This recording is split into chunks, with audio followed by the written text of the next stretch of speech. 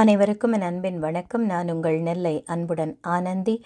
காற்றின் கால் தடங்கள் தன்முனை கவிதை தொகுப்பு நூலில் அடுத்த கவிஞர் தியான், எர்மனியிலிருந்து. எர்மனி நாட்டில் வசிக்கும் இவர் துகள் கல்வி வளர்ச்சி அமைப்பின் நிறுவனர், தமிழாசிரியர், நாடகம், கதைகள் மற்றும் கவிதைகள் எழுதுவதில் ஆர்வமுடையவர். இவருடைய கவிதையிலிருந்து ஒன்று உங்களுக்காக.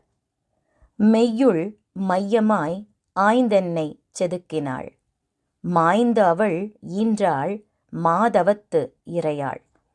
ரொம்ப ஒரு அழகான ஆழமான ஒரு உண்மையை உள்ளே பதுக்கி கவிதையை செதுக்கி இருக்கிறார்.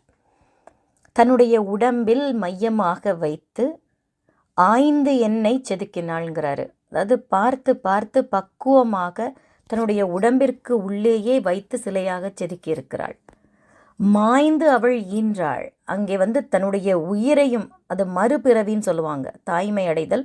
அந்த குழந்தை பிறக்கும் பொழுது அந்த பெண் மீண்டும் ஒரு முறை இறந்து பிறக்கிறாள்.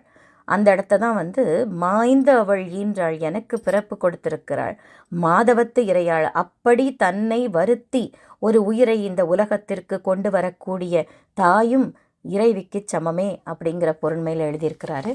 கவிஞருக்கு வாழ்த்துகள். நன்றி.